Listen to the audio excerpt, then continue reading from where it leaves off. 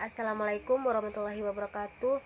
Saya di sini sebagai pemateri pertama akan membahas tentang fungsi-fungsi pemasaran. Pemasaran merupakan suatu proses daripada pertukaran yang mencakup serangkaian kegiatan yang tujuannya untuk memindahkan barang-barang atau jasa-jasa dari sektor produksi ke sektor konsumen. Pada umumnya, fungsi pemasaran dapat dikelompokkan menjadi tiga. Yang pertama, fungsi pertukaran.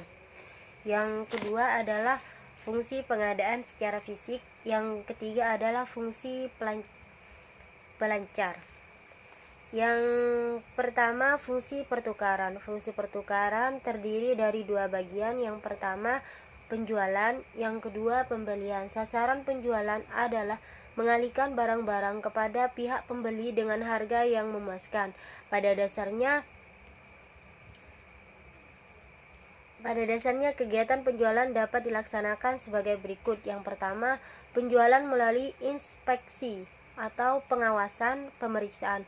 Penjualan melalui pengawasan atau pemeriksaan yang dimaksud adanya pemberian izin oleh para penjual kepada pembeli untuk memeriksa dan meneliti semua persediaan dari penjual sebelum pembeli memilih apa yang akan dibelinya, atau untuk memeriksa semua barang-barang yang dipergunakan di dalam ruangan penjualan tertentu. Penjualan dengan cara ini terjadi karena adanya sifat-sifat tertentu, seperti tidak adanya standarisasi terhadap barang. Yang kedua, adanya sifat cepat rusak yang tinggi dari barang, tingkat pembelian yang sangat cepat sehingga lalu lintas langganan dan tingkat penjualan akan terganggu.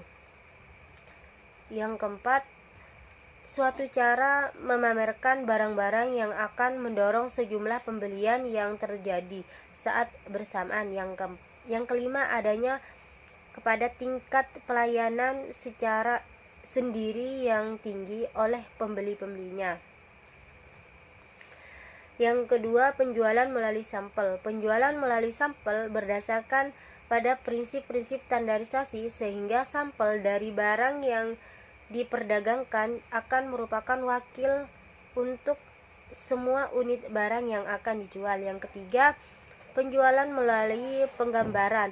Penjualan melalui penggambaran dengan terjadi karena ada anggapan bahwa barang-barang akan bisa digunakan sedemikian rupa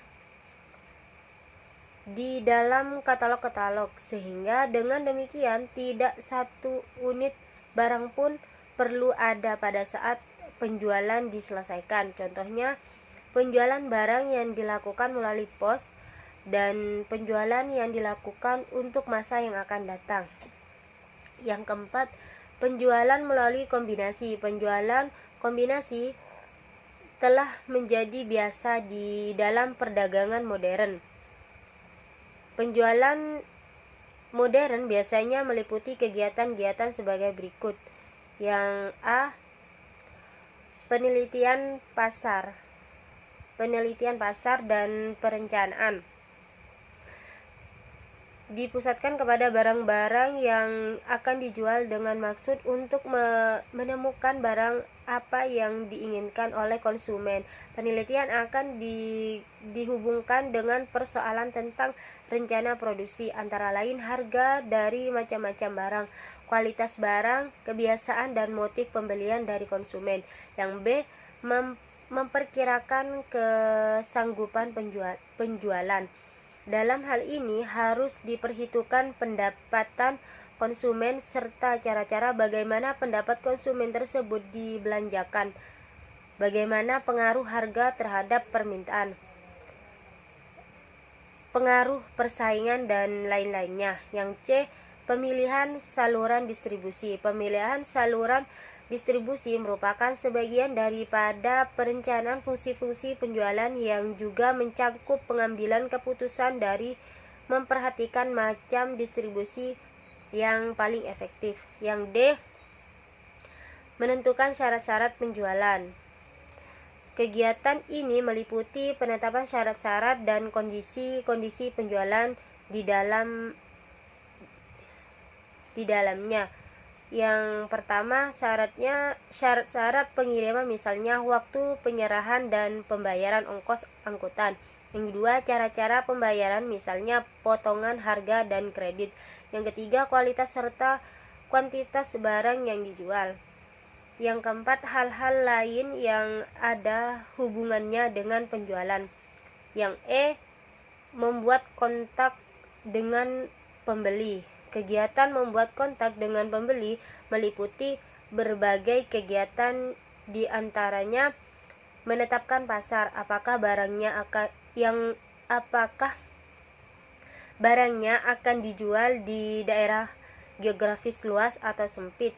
Yang kedua, setelah menetapkan pasar, pihak penjual harus mencari pembeli di pasar tersebut, di mana pembeli berada dan bagaimana kebutuhannya. Yang ketiga, membuat kontak dengan pembeli potensial tersebut dan mengembangkan serta memelihara hubungannya. Yang pemindahan hak milik atas barang. Kegiatan penjualan dikatakan sudah selesai apabila pihak pembeli sudah menerima barang dari pihak penjual dan memilikinya. Yang kedua, pembelian. Pembelian di sini terdiri dari sejumlah kegiatan, di antaranya menentukan macam, jumlah, dan kualitas dari barang-barang yang akan dibeli. Yang kedua, mencari sumber penawaran dan pengumpulan barang. Yang ketiga, menentukan tempat daripada sumber-sumber penawaran. Yang keempat, mengetahui keadaan pasar, baik mengenai persediaan barang, harga, macam barang, serta barang substitusinya. Yang kelima, merunding syarat-syarat pembelian, mencakup keterangan mengenai macam, jumlah, dan kualitas barang yang dikehendaki dan tanggal penyerahan. Yang keenam, pemindahan hak milik. Para pembeli menerima barang dari pihak penjual dan memilikinya.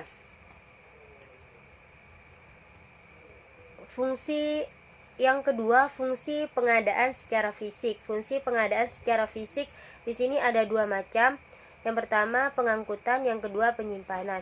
Yang pertama, pengangkutan atau transportasi, berarti bergeraknya atau perpindahan barang-barang dari tempat produksi atau tempat penjualan ke tempat-tempat di mana barang-barang tersebut akan dipakai. Dengan demikian, fungsi pengangkutan menciptakan kegunaan tempat. Apabila fungsi pengangkutan dilakukan tepat waktunya, maka fungsi ini akan menciptakan kegunaan waktu atas barang dagangan. Yang kedua, penyimpanan. Penyimpanan berarti menahan barang-barang selama jangka waktu antara dihasilkan atau diterima sampai dengan dijual. Dengan demikian, penyimpanan menciptakan waktu di samping berstandardisasi meratakan harga. 4 alasan kenapa dilakukannya penyimpanan. Yang pertama, sifat musiman dari kebanyakan produksi. Yang kedua, permintaan untuk berbagai produksi berlangsung sepanjang tahun. Yang ketiga, alasan-alasan yang tepat yang terdapat dalam waktu yang diperlukan untuk pelaksanaan berbagai pelayanan pemasaran, misalnya dalam waktu menunggu pengangkutan, pengelolaan, dan selama pembelian dan penjualan. Yang keempat, untuk mendapatkan harga yang lebih baik. Penyimpanan mengandung 3 resiko. Yang pertama, resiko yang berhubungan dengan perubahan harga, yang kedua, merosotnya kualitas, yang ketiga, berkurangnya jumlah barang. Adanya beberapa cara yang dapat ditempuh guna ada beberapa cara untuk menghindari resiko. Yang pertama, asuransi. Tindakan ini berguna sekali terhadap resiko kebakaran gudang. Yang kedua, adanya peraturan dan perundang-undangan. Badan pemerintah perlu membuat peraturan atau undang-undang untuk melindungi para penyimpan terhadap merosotnya kualitas hilangnya barang. Yang ketiga, kontrak. Kontrak langsung dengan pembelian sangat membantu untuk menghindari kemungkinan rugi yang disebabkan oleh perubahan harga. Akan tetapi kontrak dapat pula mendatangkan kerugian bila mana harga naik.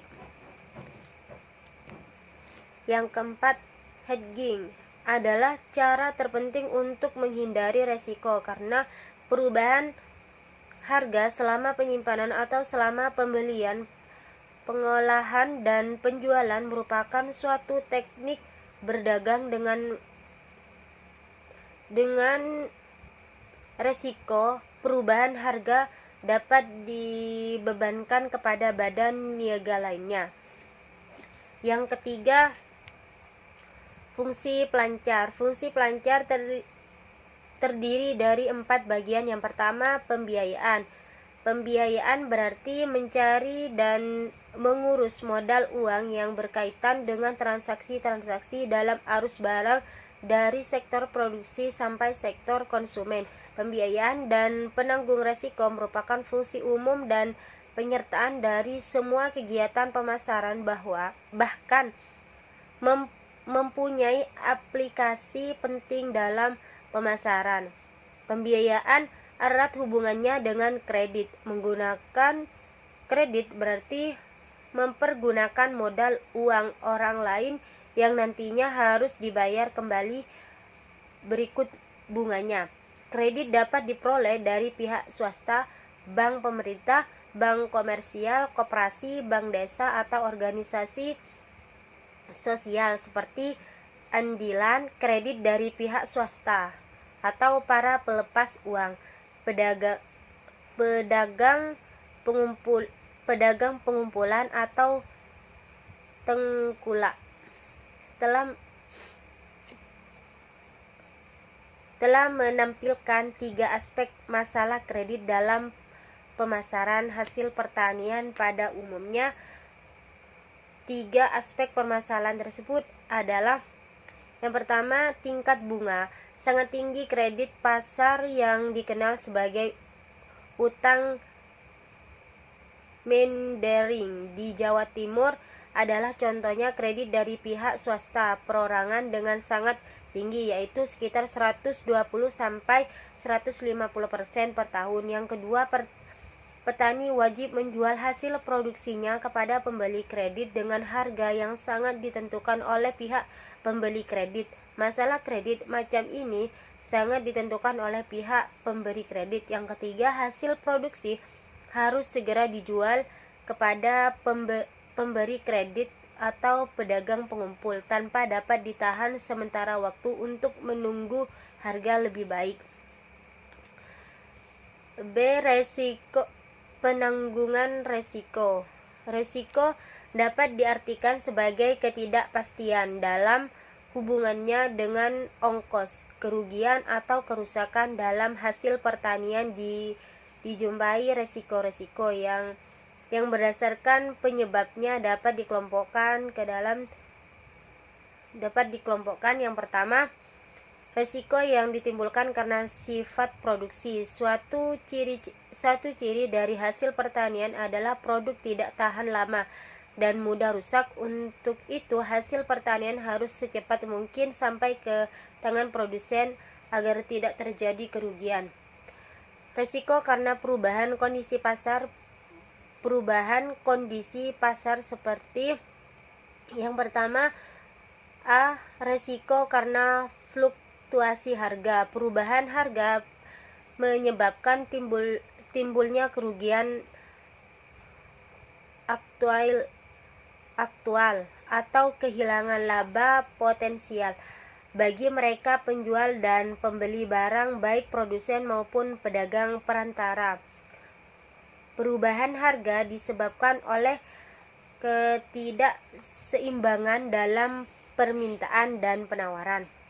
Yang B, risiko karena tempat. Risiko ini akan terjadi pada pasar-pasar yang tidak terorganisir dengan baik karena pedagang bersangkutan kurang pengetahuan tentang harga-harga pada berbagai pasar. Yang C, risiko karena unsur waktu. Bagian terbesar dari risiko perubahan kondisi pasar disebabkan oleh waktu.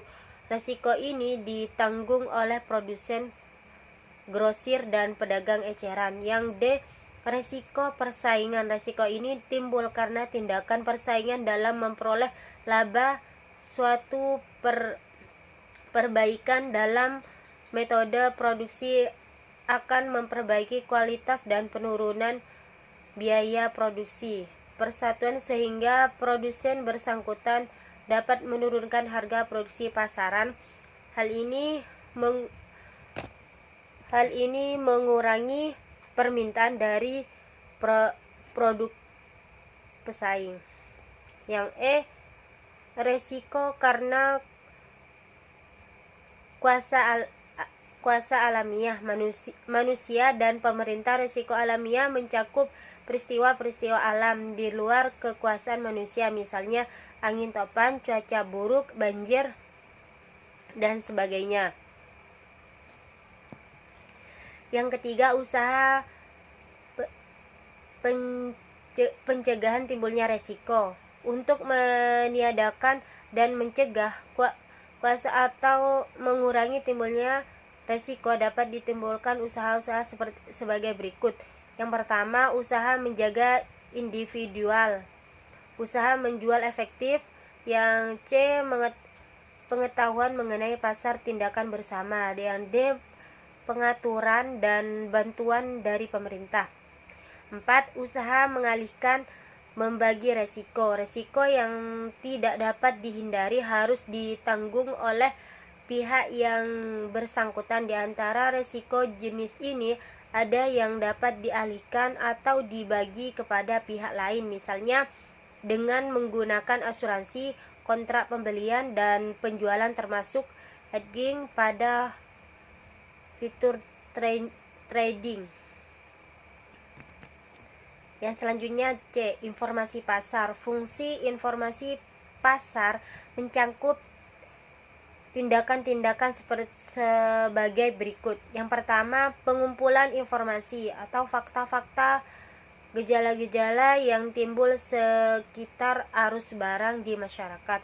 Yang kedua, komunikasi atau penyimpan serta penyebaran informasi kepada pihak yang membutuhkan. Yang ketiga, penafsiran secara hati-hati atau informasi sehubungan dengan problem-problem yang dipecahkan oleh pihak yang bersangkutan. Yang keempat, pengambilan keputusan-keputusan sesuai dengan rencana dan kebijakan perusahaan, badan, atau orang bersangkutan. Masalah pengumpulan informasi pasar dapat dibagi menjadi 3 sumber prinsip.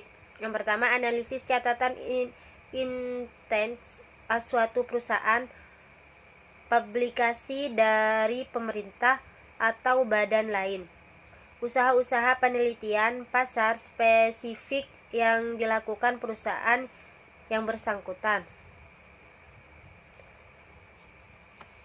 Yang D, standarisasi dan grading. Standarisasi berarti penentuan atau penetapan standar golongan atau kelas atau derajat untuk barang-barang. Standar adalah suatu ukuran atau ketentuan mutu yang diterima oleh umumnya sebagai suatu yang mempunyai nilai tetap. Suatu standar ditentukan atau dasar ciri-ciri produk yang dapat berpengaruh pada nilai komersial daripada barang. Yang selanjutnya, di sini saya akan membahas mengenai tugas pemasaran dan kondisi permintaan. Harga barang sangat ditentukan oleh jumlah permintaan atau demand dan jumlah penawaran, yakni supply. Jika demand semakin tinggi dan supply tetap, maka harga barang akan naik.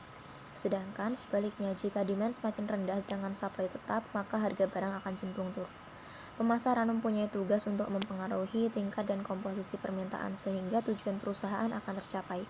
Berdasarkan keadaan permintaan terhadap suatu barang, terdapat 8 tugas pokok pemasaran, yakni sebagai berikut. Yang pertama, permintaan negatif. Permintaan negatif dapat berarti semua atau sebagian besar segmen pasar yang potensial atau yang penting tidak menyukai produk atau jasa yang ditawarkan. Bahkan mereka bersedia membayar untuk menghindarinya. Misalnya, golongan orang yang mempunyai permintaan negatif terhadap jamu karena rasanya yang pahit, dan golongan orang yang mempunyai permintaan negatif terhadap angkutan dengan bus karena orang tersebut mabuk. Adapun tugas manajer pemasaran di sini adalah membuat suatu rencana untuk mengubah permintaan dari permintaan yang negatif menjadi permintaan yang positif.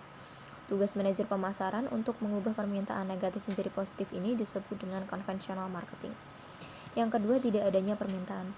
Tidak ada permintaan dapat diartikan bahwa orang itu tidak berminat sama sekali terhadap penawaran suatu produk atau jasa. Jadi bukannya negatif atau positif terhadap suatu penawaran, tapi pasar tersebut sama sekali tidak berminat dengan penawaran tersebut.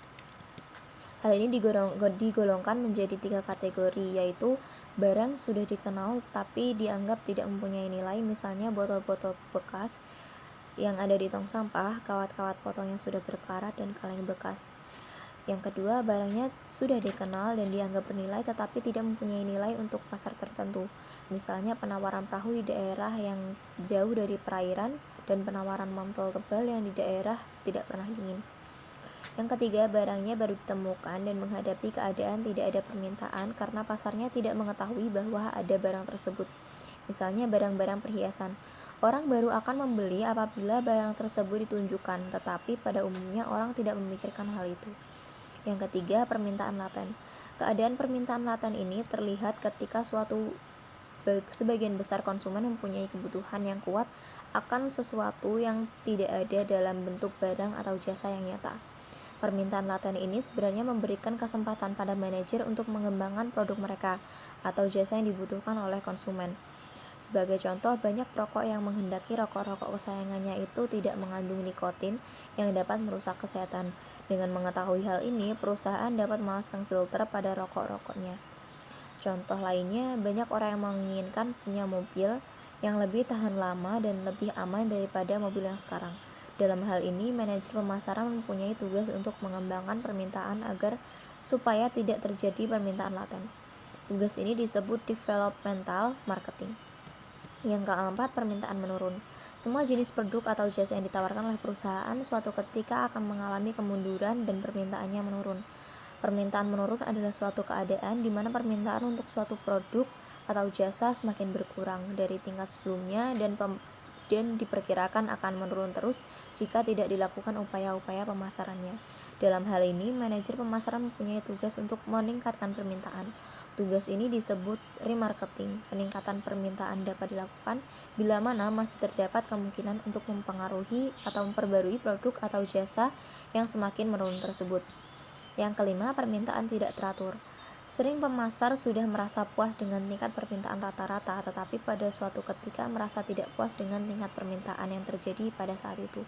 Dengan kata lain, perusahaan tidak mengalami masa-masa penuh dan masa-masa sepi, atau permintaannya tidak teratur. Jadi permintaan tidak teratur adalah suatu keadaan di mana pola permintaan pada saat-saat tertentu dipengaruhi oleh fluktuasi musim atau hal-hal lain. Sebagai contoh, hotel di daerah wisata akan mengalami masa-masa penuh pada musim liburan dan akan mengalami masa-masa sepi di luar musim liburan. Yang keenam, permintaan penuh. Bagi pemasar, situasi yang paling menyenangkan adalah pada saat permintaan penuh. Permintaan penuh adalah suatu keadaan di mana tingkat dan saat permintaan yang sekarang sama dengan tingkat dan saat permintaan yang diharapkan. Dengan adanya permintaan penuh ini tidak berarti bahwa pemasar tidak mempunyai fungsi lagi, tetapi masih tetap berfungsi. Ini disebabkan permintaan pasar itu dipengaruhi oleh kekuatan-kekuatan yang bersifat menekan, seperti perubahan kebutuhan dan selera pasar dan persaingan yang aktif. Pada umumnya, pada persaingan akan muncul bila mana produk tersebut mengalami permintaan penuh. Oleh karena itu, tugas pemasar dalam permintaan penuh ini adalah mempertahankan permintaan atau disebut maintenance marketing. Di sini, di tingkat efisien pemasaran sehari-hari harus dipertahankan dan dilakukan pencegahan timbulnya kekuatan-kekuatan yang diulangi permintaan. Cara yang dilakukan permintaan yakni mempertahankan harga jual, mengendalikan biaya tetap, dan mengadakan promosi. Yang ketujuh, permintaan berkelebihan. Dapat terjadi bahwa permintaan suatu produk itu sangat berlebihan. Permintaan berkelebihan adalah suatu keadaan di mana permintaan suatu produk itu lebih besar daripada penawaran, atau di sini perusahaan merasa tidak mampu untuk memenuhi permintaan yang lebih besar meskipun tidak selamanya demikian. Misalnya poster gambar Lady Diana yang biasanya jarang dibeli orang. Ketika Lady Diana meninggal 1 September 1997, secara mendadak poster-poster itu diburu banyak pembeli untuk kenang-kenangan sebagai wanita idola. Tentu saja jumlah poster yang tersedia sangat tidak memadai untuk memenuhi permintaan. Dalam hal ini, tugas manajer pemasaran adalah mengurangi permintaan atau disebut demarketing. Cara yang dapat dilakukan untuk mengurangi permintaan adalah dengan cara seperti menaikkan harga, mengurangi kegiatan promosi, atau dapat pula menciutkan cakupan distribusinya. Dan yang terakhir, yang ke-8, yakni permintaan tidak sehat. Ada beberapa jenis produk di mana permintaan dapat dinilai tidak baik dari segi kesejahteraan konsumen, kemakmuran masyarakat, atau pemasok. Jadi dapat dikatakan bahwa permintaan itu tidak sehat. Sebagai contoh, permintaan akan produk seperti rokok, banyak yang mengandung nikotin, ganja, dan obat-obatan tertentu yang berbahaya seperti ekstraksi. Dalam hal ini, manajer pemasaran mempunyai tugas untuk merusak atau meniadakan permintaan seperti itu, atau disebut counter marketing. Yang selanjutnya akan dijelaskan oleh rekan saya. Yang selanjutnya adalah analisis dampak lingkungan dalam kelayakan bisnis. Analisis dampak lingkungan ini merupakan sebuah proses yang besar dan sangat penting, menyeluruh dan utuh dari perusahaan dan lingkungan, sehingga analisis dampak lingkungan dapat dipakai untuk mengelola dan memantau proyek dan lingkungannya dengan menggunakan dokumen yang benar. Ada beberapa peran analisis dampak lingkungan diantaranya. Yang pertama yaitu peran AMDAL dalam pengelolaan lingkungan. Aktivitas pengelolaan lingkungan ini dapat dilakukan apabila rencana pengelolaan lingkungan telah disusun berdasarkan perkiraan dampak lingkungan yang akan timbul akibat dari proyek yang akan dikerjakan atau dibangun. Dalam hal ini, dampak lingkungan yang telah diperkirakan bisa saja jauh berbeda dari apa yang terjadi. Hal ini disebabkan oleh kesalahan yang menyusun AMDAL, atau bisa saja karena pemilik proyek tidak menjalankan proyeknya sesuai dengan AMDAL yang telah direncanakan. Yang kedua, yaitu peran AMDAL dalam pengelolaan proyek. AMDAL ini merupakan salah satu studi kelayakan lingkungan yang disyaratkan untuk mendapatkan perizinan selain dari aspek-aspek studi kelayakan yang lain, seperti aspek teknik, aspek ekonomis. AMDAL seharusnya dilakukan secara bersama-sama, di mana masing-masing aspek dapat memberikan masukan untuk aspek-aspek yang lain, sehingga penilaian yang optimal terhadap proyek dapat diperoleh. Yang ketiga yaitu AMDAL sebagai dokumen penting. Laporan AMDAL merupakan dokumen penting sumber informasi yang detail mengenai keadaan lingkungan pada waktu penelitian proyek. Dokumen ini juga penting untuk bahan evaluasi, untuk membangun proyek yang lokasinya berdekatan dan dapat digunakan sebagai alat legalitas. Yang selanjutnya adalah segmenting, targeting, dan positioning. Yang pertama adalah segmentation. Segmentasi pasar merupakan pembagian pasar menjadi kelompok-kelompok pasar yang lebih kecil, yang mana di setiap kelompoknya memiliki karakteristik dan kebutuhan yang berbeda, sehingga diperlukan produk dan bauran pemasaran yang berbeda pula. Pastinya setiap konsumen di pasar memiliki keinginan sumber daya, lokasi, dan sikap membeli yang berbeda. Melalui segmentasi pasar ini, perusahaan dapat membagi perusahaan pada kriteria-kriteria yang sesuai dengan keinginan konsumen. Yang kedua yaitu targeting. Target pasar adalah sekumpulan pembeli yang berbagi kebutuhan atau karakteristik yang sama, di mana perusahaan telah memutuskan untuk melayani. Target pasar mengevaluasi setiap ketertarikan segmen dalam pasar yang memilih satu atau lebih segmen yang dimasuki. Targeting ini digunakan setelah proses segmentasi yang telah selesai, melakukan pembagian pasar yang sesuai dengan keinginan dan kebutuhan para konsumen. Yang ketiga yaitu positioning. Positioning adalah yang terakhir, di mana perusahaan menyusun penawaran pasar untuk menempatkan posisi bersaing dengan kompetitor yang dapat tertanam di benak konsumen. Ada beberapa langkah melakukan positioning, yaitu yang pertama, mengidentifikasi sekumpulan keunggulan kompetitif yang berada di mana untuk membangun posisi. Yang kedua yaitu memilih keunggulan kompetitif yang tepat. Dan yang terakhir adalah memilih strategi positioning secara keseluruhan. Terima kasih. Bauran pemasaran itu sendiri adalah sebagai perangkat alat pemasaran yang digunakan perusahaan untuk mengejar suatu tujuan perusahaannya.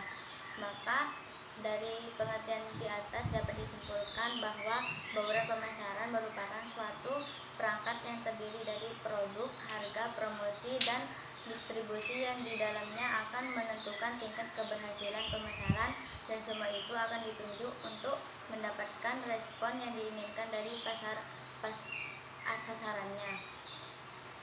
Itu tentang analisis persaingan. Persaingan adalah suatu perjuangan untuk tujuan yang sama dan terbatas sehingga semua tidak dapat memiliki. Persaingan bisa saja terjadi apabila banyaknya pendirian perusahaan yang sama dan memiliki sasaran pasar yang sama, sehingga bisa terjadinya persaingan.